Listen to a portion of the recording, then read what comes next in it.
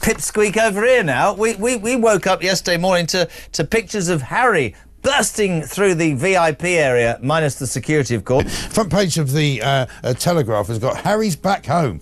Picture of Harry looking a little bit dishevelled. Prince Harry stepped off that plane at Heathrow like he was walking into some kind of emotional homecoming. The cameras caught him trying to look calm, jaw tight, eyes hidden behind those signature dark sunglasses. The collar of his jacket popped up like a man bracing himself against more than just the British chill. He'll have protection. He'll have people looking after him, not only his own people, but they will do it. They would have. It was meant to be his big moment, his return to the land of his birth, the place that once screamed his name in adoration. The place he thought might still, deep down, hold a soft spot for the wayward prince who walked away. He's returned to the UK. The estranged royal went straight from the airport to visit Queen Elizabeth's grave. But the truth, London had moved on. There were no crowds, no flags waving, no little old ladies clutching Union Jacks and tearing up at the sight of Diana's boy. Just silence. Cold, deafening silence. Even the press pack, usually a feeding frenzy when Harry's around, was barely there. A few bored-looking photographers lingering at the arrivals gate, snapping a handful of pictures before quickly drifting off to chase bigger stories. One even muttered under his breath that this was hardly worth the trip. That's how far he's fallen. Harry returned, expecting cheers, but he got crickets, and you could see it hit him. That flash of disappointment flickering across his face when he looked around and realized there was no welcoming committee. No royal aides waiting with cars, no fans pressing against barriers, no one chanting his name, just airport staff trying not to stare too hard as he walked by like a ghost from a different era. Because let's be real, Harry once owned this country. Let's talk about Prince Harry. He says that his conscience, if I can say that word, Prince Harry says that his conscience is clear after spending years, of course, rubbishing the... He was the golden spare, the cheeky prince. The wildcard heartthrob splashed across tabloids like Britain's very own fairy tale rebel. He could walk into a pub and have strangers buy him drinks just for existing. He was adored, but that was before the Oprah interview. Before the memoir, before the endless accusations and lawsuits, and bitterness. Before he burned every bridge back home and then acted shocked when no one wanted to rebuild them, this trip was supposed to be his redemption story. He won't speak to me, but it would be nice to reconcile. 4 months after telling the BBC that, there's Harry. The palace had quietly let it slip. He'd be back for a charity event, a chance to look humble, to show he still cared about the country he left behind, maybe even to ease some of the icy tension between him and his family. But the buzz never came. And that's what's so brutal here. Even the British tabloids, the ones that usually go crazy, over anything Harry-related, barely bothered to cover it. They ran it like a side note, a footnote, buried below stories about baking shows and weather updates. This is an interesting thing for me, just to finish. I think the British people's opinion is dead set about Meghan Markle. I think it's more dead set than he thinks about him as well. I think he thinks that people will forgive him. I'm not sure it will be... For someone who once couldn't walk down a London street without causing a stampede, that kind of indifference is soul-crushing. When Harry arrived at the venue, it only got worse. He'd hired security, of course. Black SUVs, tinted windows, the usual LA-style entourage, as if he was preparing for a mob scene. But when they pulled up, the sidewalks were empty. No screaming fans, no flashbulbs. Just a couple of confused tourists who wandered over because they thought someone important might be coming. Harry stepped out of the car with that awkward little half-smile he always does when he's nervous. But it crumbled almost immediately because there was no one there to see it. Not even his own family. Not Charles, not William, not even Princess Eugenie, the one cousin who used to defend him when everyone else stayed silent. They all stayed away deliberately. It wasn't an oversight, it was a message. Inside, the atmosphere was tense. Staffers tried to make it look normal. Polite clapping, quick photo ops. The kind of fake smiles that could crack at any moment, but the energy was off. The air was heavy, like everyone was thinking the same thing. What is he even doing here? Even the speakers who shared the stage with him were reportedly distant. One presenter barely made eye contact. Another cut their remarks short and hurried off stage without shaking his hand. But King Charles should have been wise to what Prince... For Harry, who's used to being the center of attention, It must have felt like standing on stage in a spotlight that suddenly went dark. And that's the thing. This wasn't just a bad turnout, it was a public snub. Because in Britain, silence is louder than boos. Booing would have meant people still cared enough to be angry, but this cold, hollow, quiet, it meant they'd stopped caring altogether. And if there's one thing Harry can't stand, it's being irrelevant. He can survive being hated. He's been hated before, but being ignored. That's his nightmare. After the event, he reportedly tried to salvage the day. Sources say he lingered, hoping for a few words with local dignitaries, maybe even some small talk with reporters. But no one approached.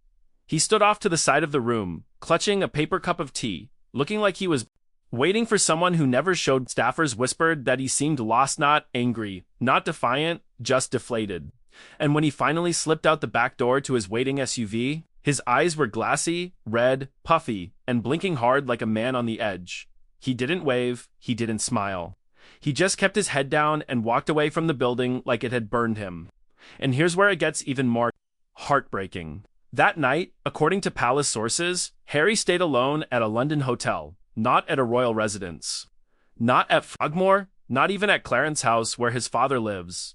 Alone. No family dinner, no reunion, not even a phone call from William. And when word got out that he was back in the UK, the country barely blinked. No welcome banners, no Prince returns headlines. Just a man who gave up everything for a new life, only to find out his old one has erased him completely. And that's the real sting.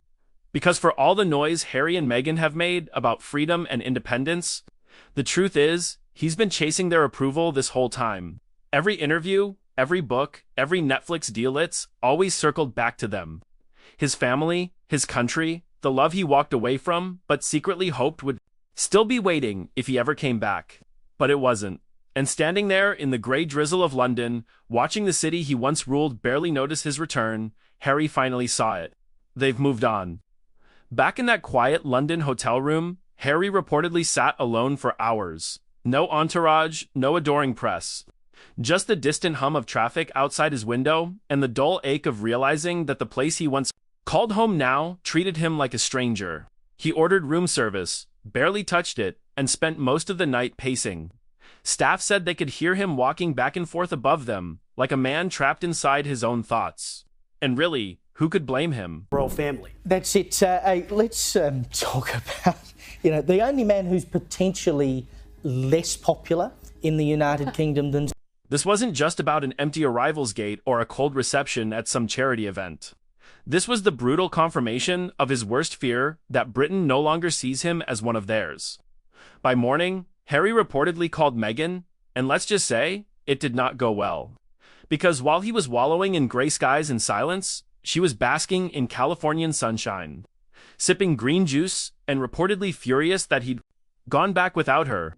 Insiders say Meghan had warned him this would happen. She'd told him not to expect warmth. She'd told him the family would ignore him. She'd told him the public had turned. And now that she was right, she wasn't sympathetic.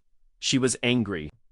Not because she didn't care, but because, in her mind, this humiliation reflected on her, too.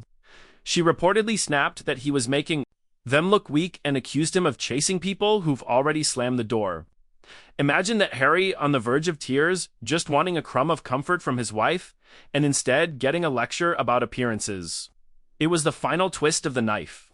After that call, Harry's mood reportedly collapsed completely. Staff said he drew the curtains, shut off his phone, and stayed holed up in that hotel suite for the rest of the day. He skipped lunch, he skipped the second charity event he'd been scheduled to attend, and he didn't even tell the organizers. He just didn't show. The whispers started almost instantly. Is he okay? Did something happen? But nothing had happened. That was the point. Nothing had happened. No scandals, no drama, no backlash, just nothing. And that's what broke him. Meanwhile, back at the palace, the silence was deafening and deliberate. The British press picked up on it quickly. Instead of splashy headlines about Harry's return, they ran with subtle digs. Prince visits London goes largely unnoticed. Low-key event marked by sparse crowd, royal no more. It was brutal. Not in a loud, scandalous way, but in that specifically British way of humiliation, quiet, understated, and devastating. The message was clear: Harry isn't news anymore. And for a man who grew up in a world where simply walking outside guaranteed front-page coverage, that realization must have been like swallowing glass. By the time he left London 2 days later, he was reportedly a shell of himself. No crowds saw him off. No photographers trailed him to the airport. He just slipped away like a ghost of the man he used to be. And witnesses at Heathrow say, he looked broken, slumped shoulders, eyes red and swollen, jaw trembling as he tried to keep his face blank for the cameras that weren't even there anymore. One airport staffer even said quietly, he looked like someone going to a funeral, not flying home. In a way, he was. He was burying the last remnants of the idea that Britain was still his home. And when he landed back in California, Meghan reportedly didn't meet him at the airport. Because while Harry had been chasing ghosts in London, Meghan had been busy doing meetings, attending events, and, according to insiders, trying to distance their brand from the UK altogether. To her, Britain is old news. But to Harry, it's still the one place that could have made him whole again. Now, he's realizing it never will. Friends say he's been unusually quiet since coming back. No. New interviews, no paparazzi strolls, no dramatic public statements, just silence. Like a man licking his wounds or finally realizing he has no way back. Because that's the truth no one wants to say out loud. Harry didn't just lose the public's love, he lost their attention. And once the British public stops looking at you, they don't start again. Ask any fallen tabloid darling. Ask any ex-royal hung on once. You vanish from their headlines, you vanish from their hearts. That's why this trip mattered so much to him, and why it broke him so completely. He didn't go back for duty, or charity, or even reconciliation. He went back to see if they still loved him. And they answered by not showing up at all. Not with boos, not with cheers, just with nothing. And nothing hurt the most.